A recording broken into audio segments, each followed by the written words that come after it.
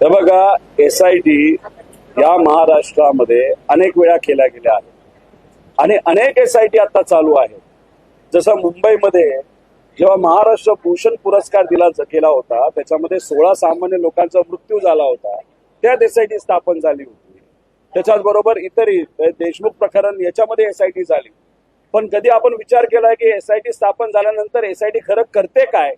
आणि अनेक अशा SIT आहेत त्या फक्त निर्माण केल्या गेल्या, फॉर्म केल्या गेल्या, पण कुठेही त्या बाबतीतला त्यांच्याकडनं आलेल्या प्रस्तावावर नाहीतर त्यांचं जे काही इन्व्हेस्टिगेशन आहे त्याच्यावर कुठेही काही कारवाई झालेली नाही आणि बऱ्यापैकी SIT मध्ये इन्व्हेस्टिगेशनच झालं नाही.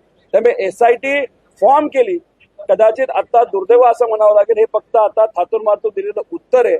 SIT फॉर्म करून मर्यादित काळेमध्ये आपल्याला त्या ठिकाणी इन्व्हेस्टिगेशन कंप्लीट करून जे कोणी गुन्हेगार असतील त्याच्यावर कारवाई करणं हे जास्त महत्वाचं आहे.